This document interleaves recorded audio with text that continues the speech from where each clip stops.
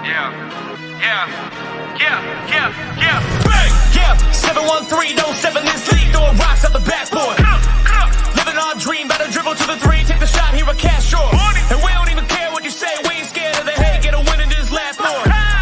Stand in the paint, better clear out the way, hit the court with the black force energy. Every single week on a killing spree, you kidding me? You talk about winning with the epitome, you better be talking with peace and we locking the key on them. Know that it's rocking with Ryan and Donte, the drip guy, we beyond the gossip, the topics we talk on a pop and we conquering the obstacles that we cross as a team. Shot from the seats, we the Rockets like Elon. It's the H-Town Rundown. Let's get started right now. Hey everybody, this is the H-Town Rundown Houston Rockets basketball podcast. You can follow us at the H-Town Rundown on X as well as YouTube and Instagram. Check us out all over there. Also, you see the shirt coming out with something soon, maybe possibly. We've been teasing that for quite a while. Yeah, 2 out of 3 of us got uniforms. And speaking of the 2 or 3 of you of us, we've been on for 100 episodes, and there's going to be a lot to talk about today. But before I get ahead of myself here, we got Ryan, we got Donte jumping on today. What's up, Ryan? And it's always good to have you, my man. It's a good day, man. It's a good day. NBA announced that we get the season schedule soon. NBA Youngboys releasing a project tonight, man. It's a good day. It's a good day. Man, these young kids and the NBA Youngboys, man, watch out. Donte, what's going on, man? Happy 100 episodes. And how are you? Happy 100, bro. We've been, like I said, we've been rocking for 3 years. We've been rocking this since the Steven Silas era. And Jay-Sean Tate used to be like the third, damn near the second best player on the team. That's how long me and Preston been rocking. And so shout out to Ryan, our boy Ryan. You know, we give him a hard time, but yeah, Ryan is still a part of our family. We still consider him as our brother. So it's a good, man. It's good to be a diehard Rocket fan. Hope we can do some big things this year. When the schedule come out, we'll see. But other than that, I'm ready to get it going. Yeah, man, let's jump into it today. So out of all the things we got to talk about, one of the things I want to talk about today, starting off, is Kevin Durant's contract details. Now, nothing has come out for sure, right? But multiple posts, Legion Hoops, Shams, and a few other people have reported that Kevin Durant will be willing to sign something along the lines of 61, like per year, so 61 2 year, right? So 122, or something along the lines of 110 for the years, right? I think signing KD for the least amount of money as possible, I think makes sense. Now, I'm going to say this, right? I'm selfish when it comes to my money, and I want to get paid as much as I possibly can, right? But KD trying to win, and I'm a little guy, right? KD trying to bring a championship to the city of Houston, and I think he should be a team player, and I think he should try to take a little bit of a pay cut, right? We saw Şengün took a pay cut, Jalen took a solid pay cut too. Jabari took a pay cut for his contract. And I think in order to sign Tari Eason, I think KD gonna have to take a pay cut anyway, right? If we want to get Tari Eason around that 18 to 20 million a year mark, I think it makes sense because we know Amen Thompson probably getting paid the max. He's got too many things to kind of give away, right? Like we're not going to negotiate with that. He's probably getting the max. Kevin Durant, I think a solid contract for you is a 2-year, $95 million contract. Is that crazy to say? I'd give him 2-year 100. That's what he's going to want, but I do agree with you. Obviously, Sure. 2-year 95 would be a lot better. Yeah, I mean, 5 difference at the end of the day. Probably, if we want to make it work, we'd have to give up someone like Aaron Holiday and Jeff Green, because this might be Jeff Green's last season, I imagine. No, we'd be giving up our only other point guard besides Fred and Reed. But then we'd be able to give KD his money and keep Tyrese. And I imagine, but I'm not a money man myself. I don't understand all the financials for it. But that's what I'm setting at right now is 2-year, $95 million. I think Kevin Durant, that makes sense. I know it's like 30 less than what you asked for. I get it. But you also going to be 39 and, 38, 39, or 39 and 40 years old, Michael Jordan age for the Wizards. But I need you to go win us that chip. So I need you to be a team player. That's kind of what it's about at this point in time. Ryan, you are saying 100 million, also agreeing with me on the 95. What are your thoughts on Kevin Durant contract? Or if you want to pay him, say you're like, hey, I want 105. What are you willing to sacrifice for that? Tari Eason. I want Tari to get paid here. I want Tari to stay in Houston. Yep. But as crazy as it sounds, Kevin Durant didn't take Brooklyn to the finals, didn't take Phoenix to the finals, had Devin Booker, had Kyrie, had Harden, even though the three of them never really played together. I just don't know how different it's going to be for him here, even though this is the first time since like Steve Curry's playing with a coach that he wants to play with, maybe Steve Nash. But I just don't know how high I am on him actually being able to bring a chip to Houston. Wow. Okay. So, I mean, it's just the history shows it with himself is that he goes to teams that have other great players and they don't win. Maybe it's a super team issue, a coaching issue. Yeah, Udoka wanted Durant. Durant wanted to play with Udoka. That's great. I really hope it works out as a diehard Rockets fan. I just don't know how high I am on it, and that's why I don't want to give him the max or as much as he wants. Okay, so you are not that high on him. I know we've talked about the trade and whatnot, and you and all three of us specifically, pretty big Jalen Green fans, right? We understand that the NBA is a business, though. With that being said, the NBA is a business, which is why he's going to get paid more than we want him to get paid. Unfortunately, right? Whatever makes the money, he's going to bring in a lot of sales. I think they released the jersey selling tickets during the offseason, and he was like top 5 or whatever for the jersey that came to Houston, which makes sense, right? I got mine day one. I think he was number 1. Hey, I'm not surprised. I'm not trying to short sell it. Jerseys this offseason. Could be wrong. Double check that. But with that being said, right, Donte, do you have anything to say about that? We got our guy over here saying that he's not super. Yeah, I got a lot to say about it because you got to look at it. You got to look at why those teams did not win. So first of all, I think a reasonable contract will be somewhere up around. If you can get away with $100 million, that's fine. Even if it's worth sacrificing. Holiday and Jeff Green, you do it. Goddamn it, you getting Kevin Durant. You getting a 27 point per game score and an efficient score. So you getting him, you'll do that on him. You'll find another point guard down the road at some point. So other than that, you got Kyrie Irving that didn't want to take the vaccine. You got him that didn't want to take the vaccine at first. You got James Harden getting a hamstring injury. Which Kevin Durant almost won that series against the Milwaukee Bucks, almost by himself. Too close, man. If it wasn't for a toe on the line, he would have taken them to the finals probably by himself. And James Harden had to be idiotic to try to come back. Hey, do not speak on my man James Harden like that. Hey, I love James Harden.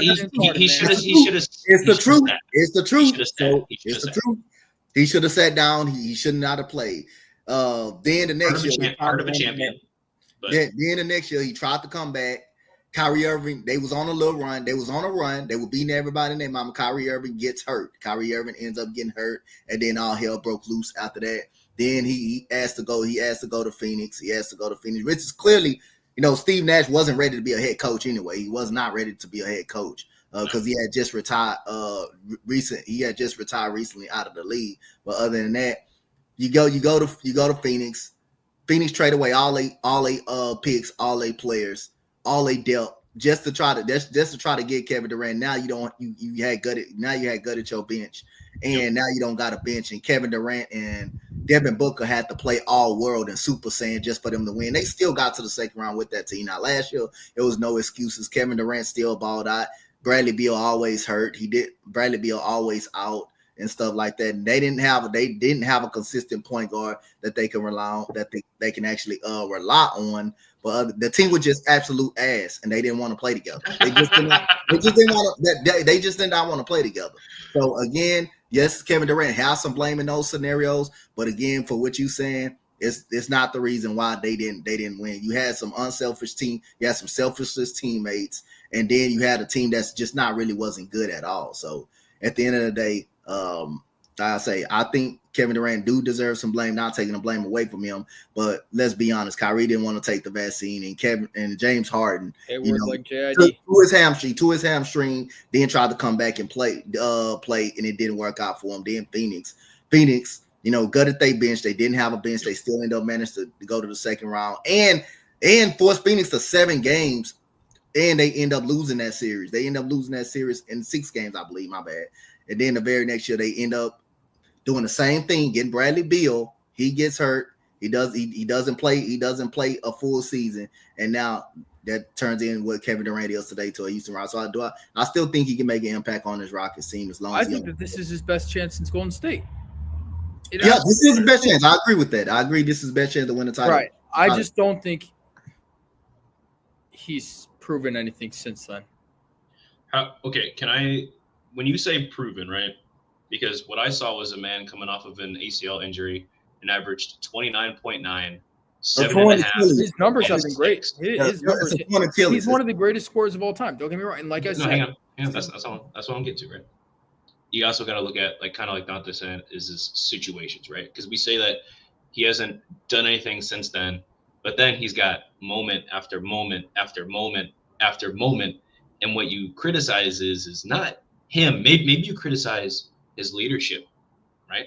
But not him as the player, right? He never was a leader. I'm not criticizing. Like, he never was a leader. I'm He never was a leading player. Yeah, exactly. I'm criticizing not making the finals, even if Harden got hurt and Kyrie, whatever. Like even if all that, I still feel like he should have, would have gone farther.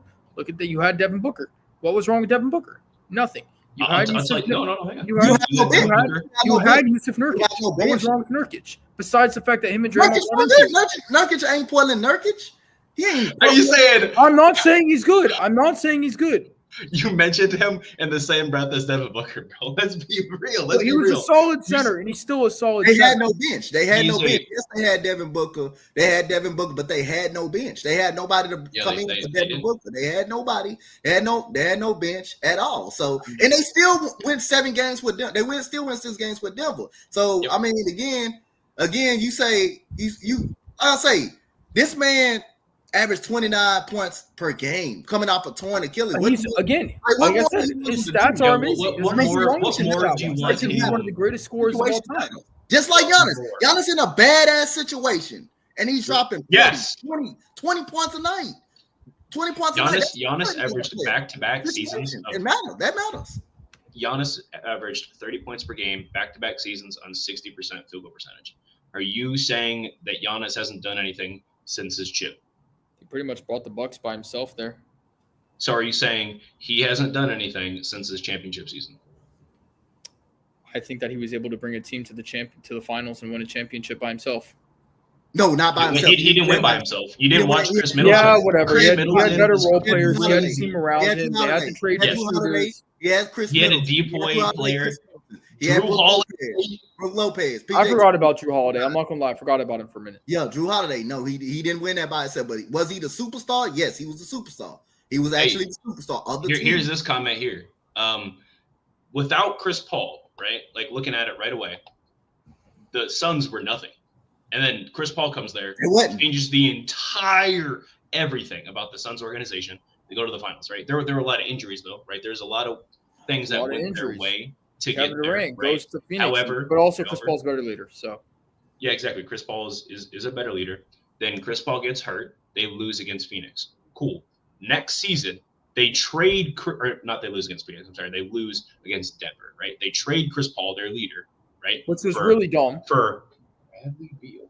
By the way, who I think is a fraud, and I hope he balls out with LA, but I have never believed in Bradley Beal. He comes on over to Phoenix, and what does he do? He's in Washington. Okay. There's no one else there to score. He is so bad that they put a $55 to $60 million player on the bench. And then we want to sit here and say Kevin Durant had enough help. Bro, he had Devin Booker. You're absolutely right. You're absolutely right. Hang on. He definitely had Devin Booker. And I think that they could have done more.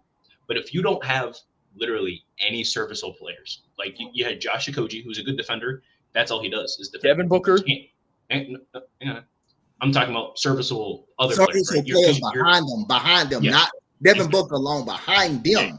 Yeah, behind those two, right? Because it's a team sport, right? And when everyone says like, oh, so-and-so put the team on his back, it's usually for a game, not an entire season and then the entire playoff. Right, no, I agree. And again, that's why I said that I think this is Kevin Durant's best chance since Golden State. So But you rounding also it out to you also criticizing him from still doing what he has to do on a basketball court and not looking at the situation of his squads, and you saying I'm simply looking at NBA Finals and a deep playoff run. But you got to look at consider deep. Still. Do you consider deep conference like he went to with the Nets that one year, and then I'm looking at finals. He didn't go to the conference finals. He didn't go to the conference finals. He went to the second round. Was that Bucks series not in the conference? Because that was the second round. The Bucks. More to my point. He did all he could to win the series by himself. He did all he could to win that series by himself. And he was literally this close. He was literally this close. With a limited. Look, I think that Kevin Durant's a great player. He's one of the greatest scorers of all time. One of the greatest, most talented offensive players ever. I think it's great that we got him, and I think that we I think that we can win with him. I think there's a high chance we do. And this is definitely his best chance since Golden State. When I look at it, black and white, what I see is in a 39-year-old, 37-year-old to start this season. I see injuries, and I see no finals appearance since, when was it with the Warriors? 2017? 2019, right. I mean, that's last thing I see. Okay. Black and white. Like a cookie. That's just the way I'm looking at it. So I will say this, as you know, because you're a basketball fan, we're all basketball fans here. Basketball is not black and white. It's black, white, and everything in between. Right, but I'm also a diehard Rockets fan, so I'm only looking at it as finals or bust right now. And I'm going to say chip or bust argument is interesting when you talk about this team, right? Because when you looked at Brooklyn, there were too many factors. Oh no, this team is perfect for KD since Golden State. When he came into Phoenix, they were a good team the first year. The second year, Booker and KD had to both play 70+ games and the Olympics in order to just make the playoffs, right? You guys remember that? Barely squeaked by in the playoffs to get swept by Ant, unfortunately, right? They just kind of is how it is sometimes.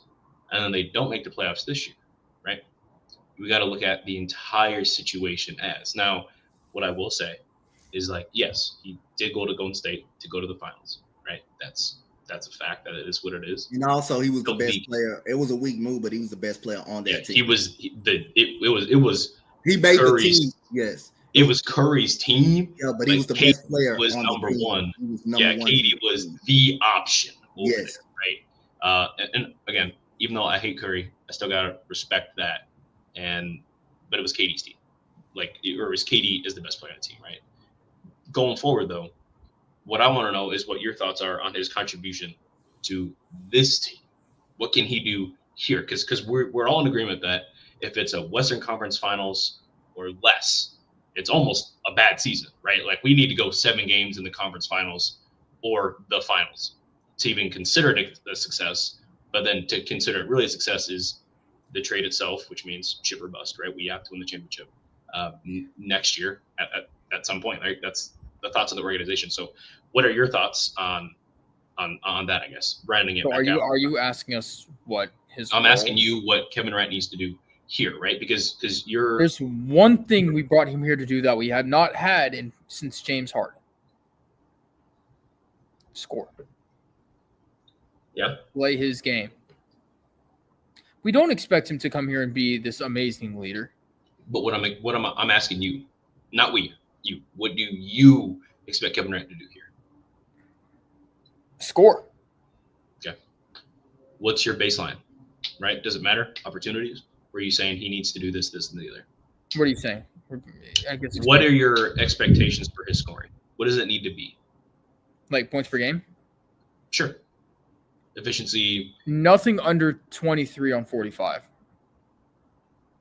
I think that's fair. He hasn't shot under 50% since his first year in the league.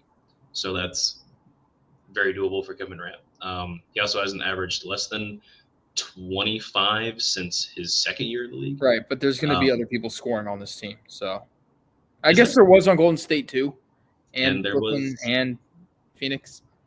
But I'm still sticking with 23 under 45 because he's hurt. He probably won't play more than 60 games. Or not hurt, but he's old. I meant old. And he probably won't play more than hurt, old, games. Same thing at this point. Yeah, I'm kidding. I'm kidding. it is the same thing. I mean, But look, that's what happens, right? When you age, that's what happens. so 23 on 45 is your minimum, or is that your That's my complete minimum. okay? What is your general expectation? Like, what are you like? Hey, Kevin Durant, you're doing this. What do I think he'll do? Yes.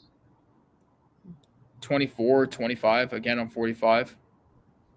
You think he's going to be less efficient here in Houston? I don't know if he'll be less efficient. I 45 just think is less efficient. there's That's 5% less. That's actually 7% I less think- than he shot last year.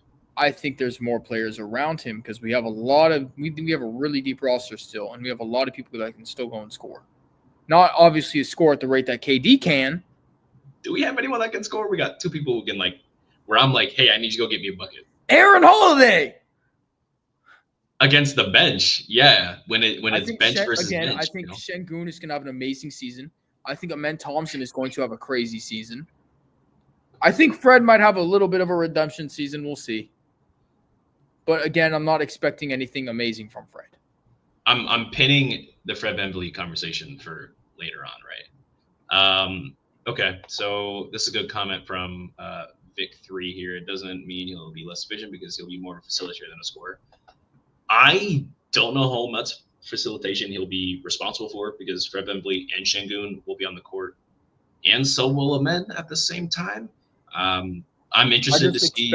I expect a lot from Amen and a lot from Şengün. Growing is still important for the young team, right? Because the rest of the bright lights, the things that Jalen Green couldn't handle. All right.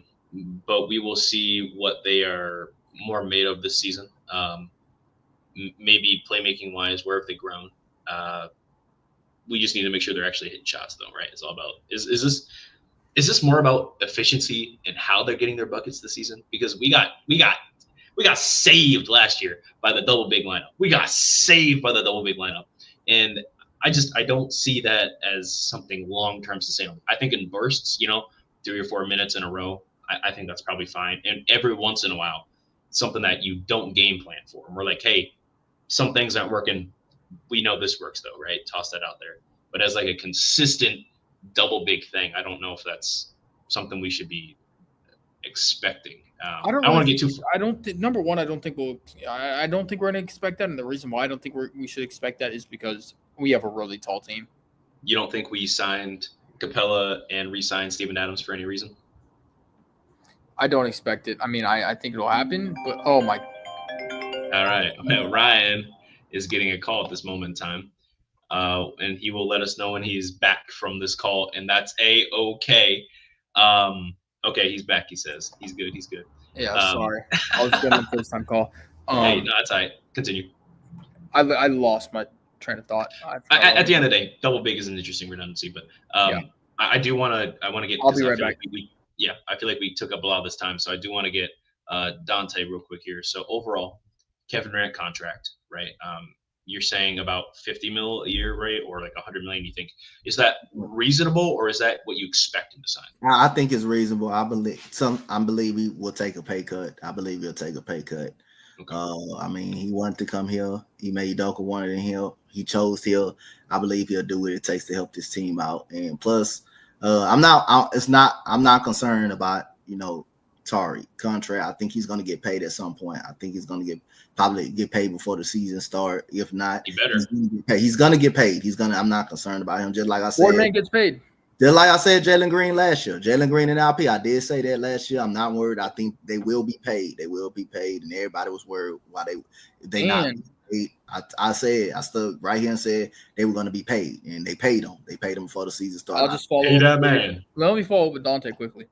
And Jalen and Şengün didn't get signed. I don't remember when they got signed. I just remember I was back at school. I'm not back at school yet, and Tari hasn't been signed. No worry. I think it was like September when they signed them. It was like right before the season. Camp, I think. I believe it was right before the season or something like that. But yeah, I mean, I'm not worried. Yeah, and I mean, asset management is really important because we look at like how some of these other players are getting paid. Like Franz Wagner, I don't know if you guys saw his contract. He's absolutely lucrative. De'Aaron Fox got signed. He's got a crazy contract. De'Aaron Fox, his contract is eating up 31% of the Spurs cap space. and they just signed him for 4 years. Yeah, It's eating up what? 31% of their total cap space. Dang, 31%. Damn, yeah, that's what I said. So I was like, I'm looking at it like that, and we got steals with Jabari's contract, with Şengün's contract, and then obviously when Jalen was here, those were steal contracts. I don't know how they're making these work, but hey, whatever he's doing, whatever the lawyer is doing, man, I like it. Put me in, coach. Yeah, right. What? We need to keep. He's talking about me. But no, I think whatever they're doing for the contracts, we need to keep doing, and that's the same expectation I have for Kevin Durant, right? Like you guys are saying, he's coming over here to this team, right? We gave up assets to get him, so you need to show that you want to be here long term, but also that you are willing to be a team player. Have we seen Kevin Durant be a team player? Yes or no? Repeat your question. How have we seen Kevin Durant be a team player? Have we seen Kevin Durant be a team player? When here or anywhere else situation? Anywhere, just in general, like for contracts. Have we seen Kevin Durant be a team player anywhere else? Have we seen Kevin Durant with this young of a team besides in Oklahoma City, with a team that's developing and this young? That's a good question. I don't think we have, and if that's the case, then I think he's going to have to learn a little bit about playing with a young team and players that are developing. But I think that Ime Udoka will do a really good job with that. Ime Udoka is the one coach I trust with that sort of discipline. No, again, I agree with you. Two things. One, I was talking about the money. Like, do you think he's going the money, my fault, more willing to? No, you're fine. But two, I look at Fred VanVleet and Dylan Brooks, and I rebuke that statement you had. But continue. Money wise, have we seen Kevin Durant be a team player in terms of taking a pay cut? Because I wasn't a Kevin Durant follower until James Harden went to Brooklyn, so I don't know much about Kevin Durant except when he was beating our ass. That's a Donte question, man. So, Donte, what do you think? Has Kevin Durant ever been a team player regarding? I don't think he's going to be. No, so. But again, at the same time, he didn't need to be a team player because he deserved every piece of it. I mean, now at this stage of his career, I think we'll see him finally become, take less money. But again, I wouldn't take it. Like I say, from OKC, he's OKC them and Brooklyn. He deserved every penny of his money, every dime of that money he had over there. But I think stage of his career, I think you'll see him take a pay cut. Okay. And I think that him taking a pay cut also just has to do with the fact that we're a young team, we're growing, we're developing, and I think he understands that. I mean, if Kevin Durant's coming to Houston, which he did, he understands what he's signing up for. Yep. So, and what do you think he signed up for?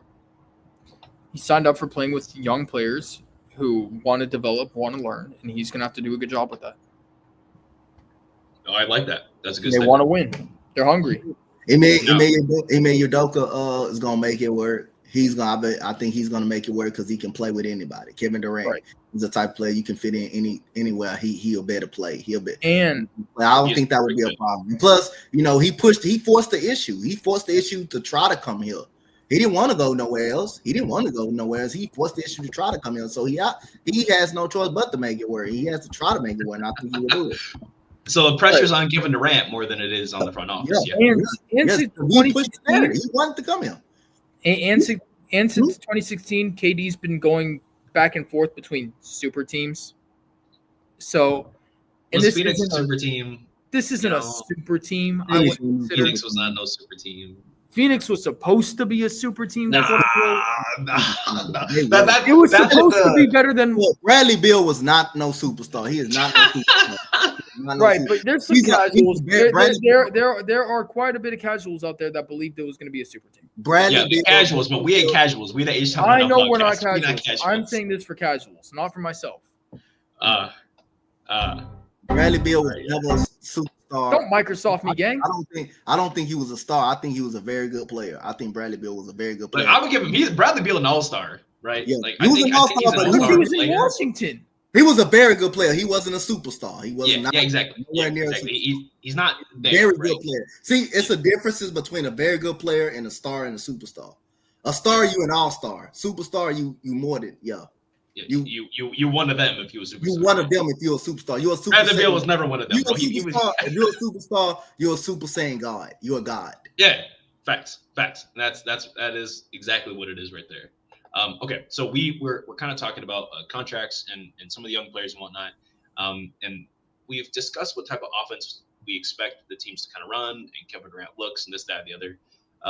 I think we can say this is a de facto fact, right? Kevin Durant coming here in Houston, he is the number one option. Like, without a doubt, this is the best player we've had in Houston since James Harden, obviously. And it's crazy because Kevin Durant's 58 years old coming out over here, pretty old. We've got a young all-star in Alperen Sengun. We have a budding star in Amen Thompson, right? We got shot chucker Fred VanVleet, and that's the baseline for it, right? Now my question is to you guys: who is Houston's X factor? Before you guys give your thoughts, I ran a poll on X. I appreciate all of you who did attend it. I said, who is Houston's X factor? We know KD is the dude, so that means he can't be the X factor. And Sengun and Amen are options 2 and 3. I think interchangeably. Maybe people disagree with me. That's totally fine. But I want to know what your guys' thoughts were on the X factor for Houston. And out of 408 votes, 68% of people said Jabari Smith Jr. Is that fact? Do you guys agree with that? Go ahead, Donte. I agree. I agree with him being an X factor. I don't want to say our main three because we already expect what we want from them. But Jabari Smith Jr. is an X factor, especially he's going to be back in the starting lineup. I think it's going to be open up more opportunities for him, get him some great catch and shoot shots, put him on the post. I just need him to, like last year, he was efficient. I need him to continue to be efficient because he's going to get some easy basket. Amen Thompson and LP is definitely going to find him, especially with Kevin Durant, who he has a great relationship with, and he works out with him damn near every summer. It's going to help. It's going to definitely help him in mature his game a lot more. So yes, okay. I think he was an X factor. Okay, so Jabari Smith Jr. is he's your first X factor, I guess. Yes, he's my X factor. Yeah. Okay. Ryan, looks like you are moving around the camera and whatnot, so I'll let you do that. I'll mute the mic for that. I had to make He's back. Go ahead. Yeah, I just had to make some changes. What was your question? No, you're good. Just kind of curious. Out of 408 votes, 68% of people on my poll said that Jabari Smith Jr. is going to be Houston's X factor. Right? Do you agree with that statement? Do you disagree with that statement? Right? And I say this because Sengun, Amen, and KD, I don't consider them X factors. I consider them the continuous factor. Right? They are the system that Houston has. Right? I think those three are options 1 through 3 every night, just about. He is our on-court X factor. Fred is our off-court X factor. Fred is our off-court X factor. Please tell me more about that. He's just a leader, man. You talking about who's the X factor in the game? He didn't say nothing about no off-court. But I'm no. Hold on, hear me out. Hold on. We're gonna have 2 X factors, one being on court and one being off court, because we're still a developing team with young players, but we also have another superstar that just came to the team to get our team to win. But I think Fred VanVleet, what he's going to do for us is that he's going to put our team, also being the president of the National Basketball Players Association, he's going to get our team on track and in the right mental space to be able to grow and win. 33%. Jabari is going what? No, I just realized that Fred is the president of something. Continue. And Jabari, he will be our on-court X factor for sure. He gets the boards. He plays his role. He does what he needs to do. He scores. He is the perfect X factor for our team. Okay, so I'm going to play devil's advocate here. Before I do, I think Jabari is our X factor, obviously. I think AK and I have talked about that a lot on the Rockets right now. Go check out that channel. Shout out. But I agree. But let me play devil's advocate here, right? And I'm going to say no, okay? And I will say why. I feel like he doesn't get enough touches, and I feel like he got about the same amount of touches on the bench as he did in the starting lineup, but not the same amount of shots, right? So I don't know if the stats agree with me there, but like we saw in the playoffs, his minutes completely diminished for some reason, and they went away with Jabari Smith Jr., who is a good spacer, for Steven Adams, right? Why did they do that? Because they valued rebounding more than the shooting. Okay. So if that's a continuous trend from last season going into this season, that's why I mentioned the double big lineup earlier. I kind of feel like an X factor is going to be more of Steven Adams or Capella, right? Not the X factor player, but the X factor as in the double big lineup, right? That's kind of what I was alluding to earlier. Was I feel like yes, Jabari's going to be maybe in the starting lineup, but night in and night out, it's going to be, oh my gosh, the double big lineup again between Şengün and X player, or Steven Adams and X big man, right? I feel like that's going to be pretty important, especially because Steven Adams just had the highest offensive rebounding percentage ever in NBA history last season. He beat Dennis Rodman and Andre Drummond in his best seasons with the Pistons. And Steven Adams did it off the bench, right? So I think they're looking at that as a realistic thing to, possibly continue on to there, right? Anyone want to disagree with me on that? No. I thought y'all just said that Jabari was your X factor. I mean, I'm not going to disagree with you. I mean, I think it's a good take, but I mean, I'm not going to disagree. I still think Jabari's my X factor, but look, you got your opinion, I got mine. Yeah, look at me. I'm trying to start something over here. No one wants to take the bait. That's okay. Another player, and no, this we're is grown men over here, bro. We're not falling for rage bait. We're not 10. That's okay. This is about to piss Donte off. As you know, in the thumbnail, the top left corner of it, I had a special player. His name is Jae'Sean Tate, right? Now, Donte. I think Tate is probably a rocket for the next few years. Okay. And with that being said, I think he's probably going to have a slightly bigger role. X Factor? No. But I think he's going to have a little bit bigger role this year, simply because of what he did at the end of last season when we needed him. And he actually played okay last season, right? I wasn't looking at him like, oh my gosh, Jae'Sean Tate, why are you doing this shit? I wasn't looking at him like he just took a corner step back three and hit it off the backboard like he did against Brooklyn the year before that. He didn't do that this year, right? Because what coach do? He said, hey, Tate, you sit down. Cam Whitmore got all your minutes after that, right? We don't have Cam Whitmore no more, right? We know that the organization likes Jae'Sean Tate. We know Ime likes Jae'Sean Tate.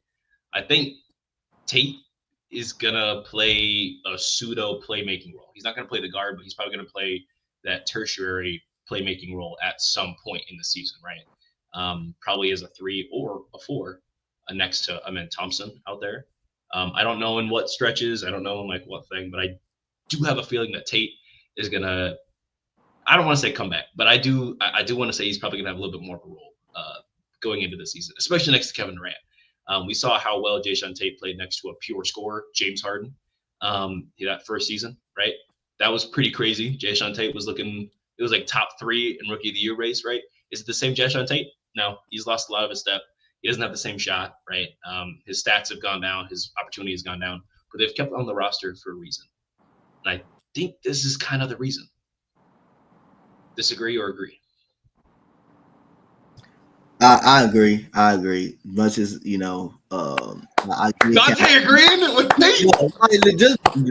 Just because like I campaigned him, I think it was time for him to go. But it's clear they love Jae'Sean Tate, and like I say, when he does well, I'm gonna say he does well. I'm gonna say he does well. Yep. And it was times, when we had injuries, he stepped up. He played, which got him the contract that he did, which forced them the reason why they brought him back. He's a prototypical Rocket. He's a great defender. When he's on the court, he plays hard.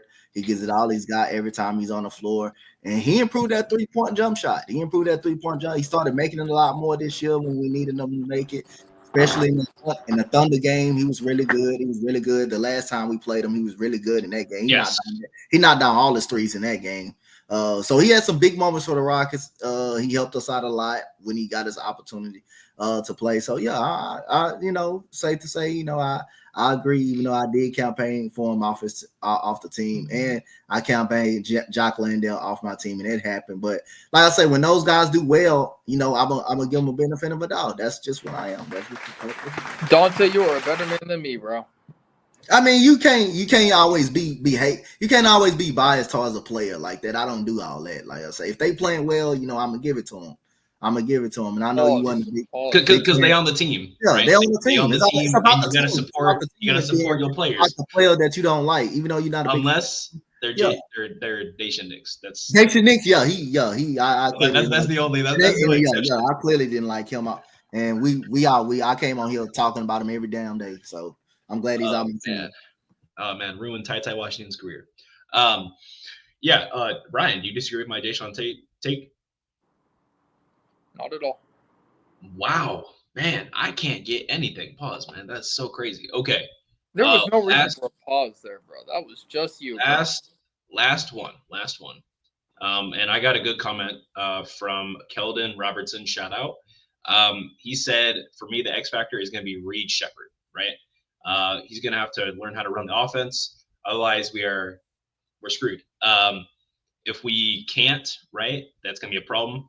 We'll go as far as he can take us if we can't trust Fred. Yep, fantastic take. Hey, that's a good take. I like that. I like it. I think Reed Shepherd could be an X factor.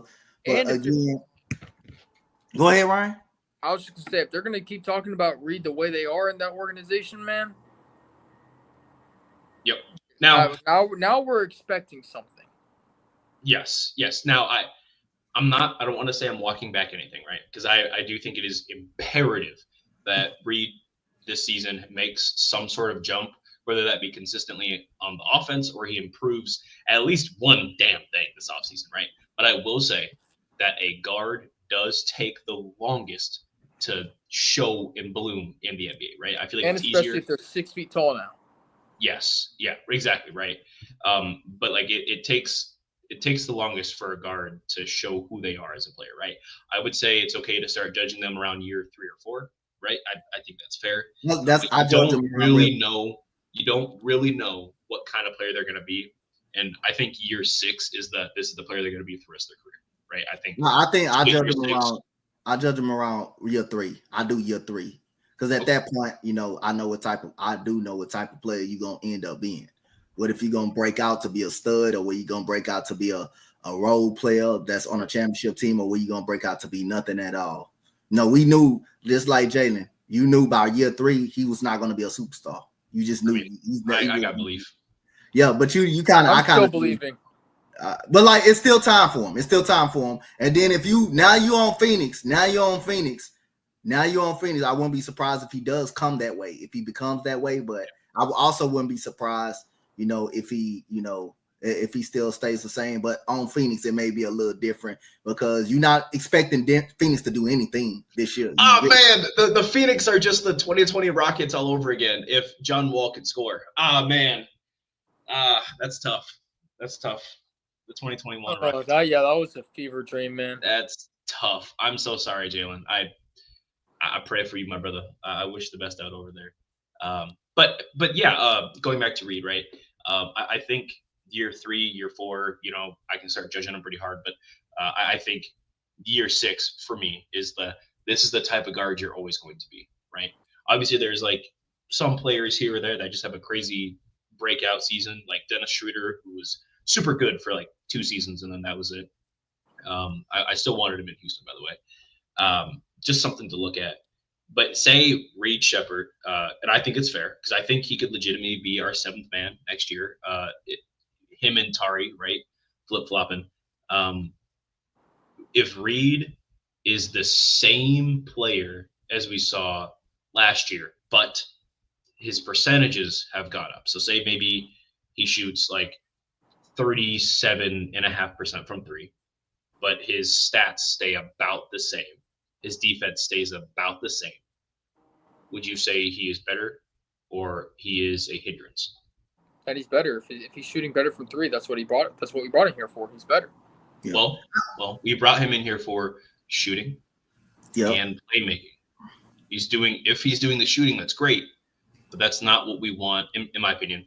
I would rather his assist to turnover ratio be better, and I would also be more comfortable with his overall assist numbers increasing. That's what I'm looking for of him, right? I want to see him more as a traditional playmaker rather than his scoring numbers. He could shoot 35% from three for me. But if he's averaging 5 assists a game off the bench, 4.5 assists a game off the bench, if he's our only other super consistent scorer than Kevin Durant, I'm more than happy.